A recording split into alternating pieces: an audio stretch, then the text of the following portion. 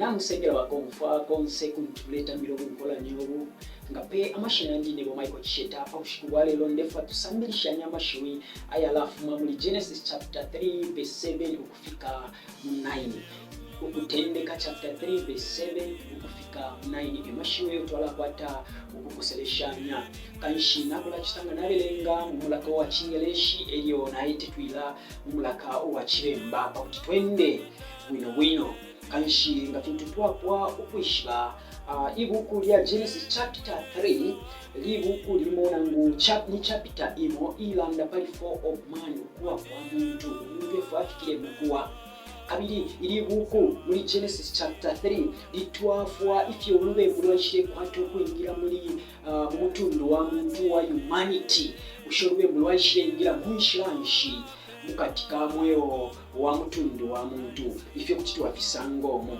ngatwamuna mu chapter 1 muri atusangira mu kuti insoka yashire benchenjeshi eliyo kabiri yashire kwato kubeleleka Eva kabiri ifyo fine Eva nawo ayabeleleka uyiwawa kwe Adam eliyo kabiri ngatuwatente muka twaisa muri context yesambiro lya lelo apo twachiranda ni mapama pretext ifili pamulu noma twalosha pali context yesambiro ya lelo ile from verse 7 apapa verse 7 umutoto wala imanika ule sose kutila ti naked and shy ukuba ushifwele kabiri uwansoni ukuba ushifwele kabiri uwansoni umuntu ngatafwele afire abafye uwansoni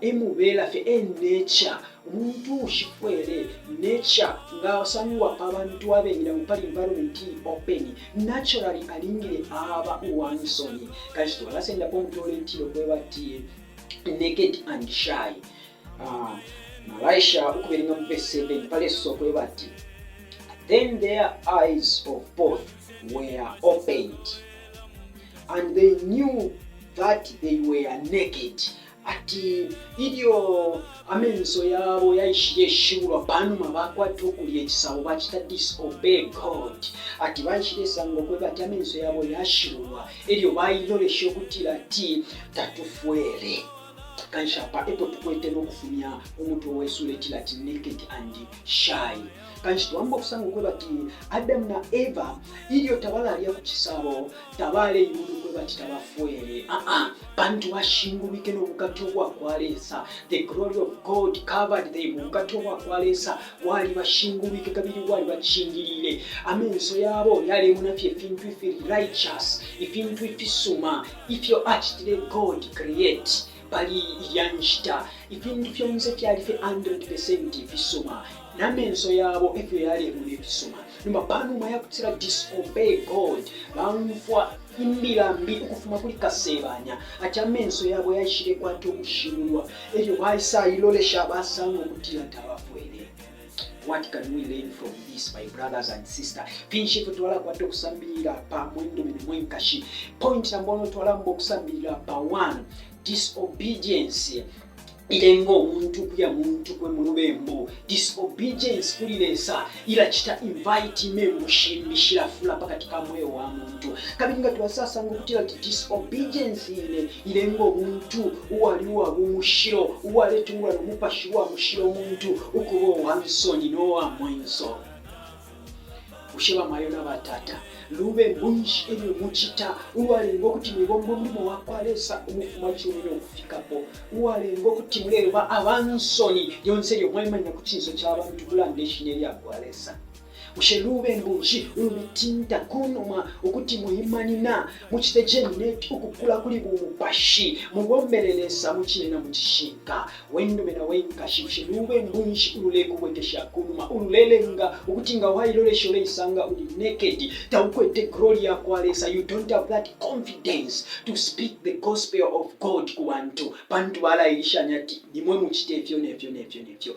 lube mbushi twasango kutila ati ulubembo luleka ulengo muntu ukuyimona kuti tafwele ubukatowa kwalesa ushelube mbushi ule kuchusha The good news, you can repent from that sin. Nalesa kuti akwate okwelela. You are naked and shy. Ulechitanga waichita wethi we mwini waisango kwa bati. Taulingile ukuimanina nokushimike chebo chako alesa. Ukuimbila lesa muchine na muchishinka. Taulingile nalimo kutandalila itempere ya kwa lesa nokuya mkulongana. Pamulandu nefi abantu wakuishiwa history yobe. Pamulandu nefi ososa. Pamulandu nalimo nemifualile yobe. Nemitontonkanishe yobefu yao naika. Nalimule ilole shati. Ulichipecha naika kubukatobwa kwa lesa.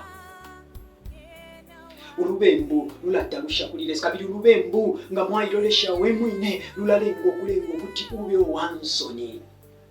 Mushe urubembu nshule kuchushe kuti libombela lesa. Wipalama kulilesa.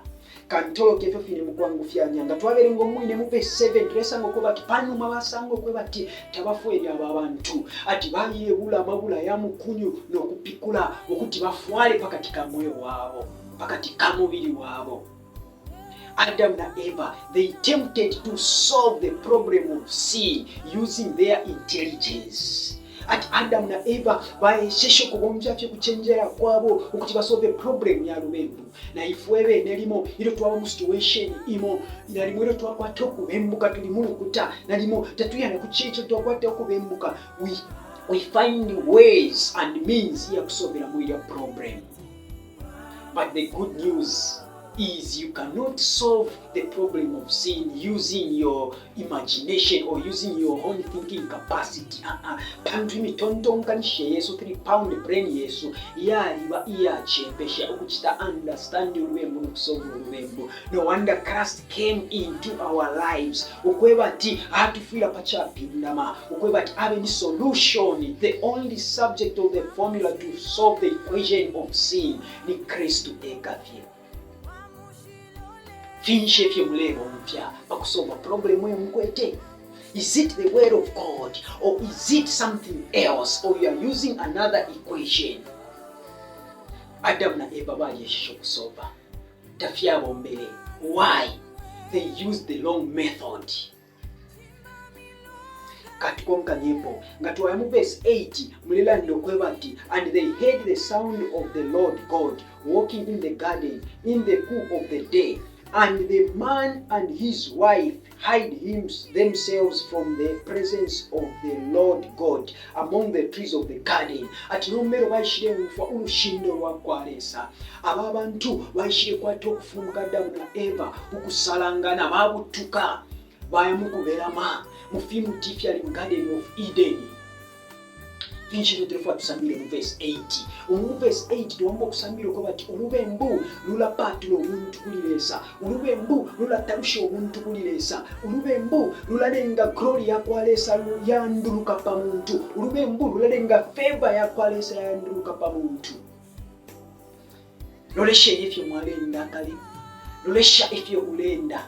Do you still possess that same favor ya kwalesa ya lipakatika mwe wakobe?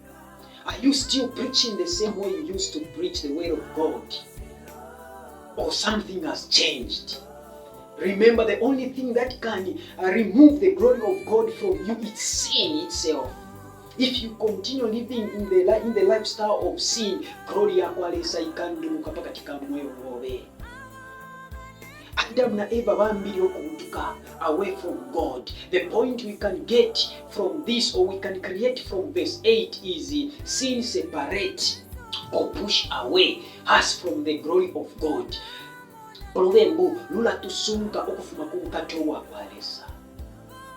Ebintu fimofu tuingasambira po mu verse 8. Nga iwe the question comes. Mushe chinshi chile kuchita push away. Kuri glory ya kwalesa, kuri presence ya kwalesa. What kind of sin? You need to work on that. And you can't work on that alone. Invite the subject of the formula of salvation, who is Jesus Christ. Verse 9. But the Lord God called to the man and said to him, "Where are you?" And he said, "I heard the sound of you in the garden, and I was afraid because I was naked, and I hide myself." Nombalesa afika mgumu ipusha Adamu kwisa ili wambo kulondolola na chumfwa presence yenu mwelesa ekyo naabutukana okweyabirama. Sin can push away from God. Not God himself to push away from him, but sin can push you away from God. Ulubembo ewinga kusunga okufuma kuli lesa, not lesa omwine akutaluka fya kusunga, but nature of sin yali kwata magnet ya kusta drive away from God. So tuambo kusanga okwebati in this verse, God never minded to say man is running away from me, so I should go away from him. Because God knew that I am the only one who has the solution to this problem man has created. Ninefye ne ukwetefye ukusolve obwafya, uinga solve obwafya, bali problem omuntu achitire create. What did God do by then? Bishelisa finsha chitiri palirya, ali paleni omuntu. Amupalama. So tuambo kusanga ati, starting from Garden of Eden, man was running away from God, and God was chasing man bit by bit. Lesale kongo muntu panono kuti amuweshe mucheni chako mu presence, so that they can create that relationship, fellowship here lipo even restored. Even right now, God is still following you. As you are hearing from this message, God is talking to your soul. Lesalela nda kumweyo hobe, ale kutinda, ale kukonka, akuweshe mumisango sho wabamo, but you are still running away.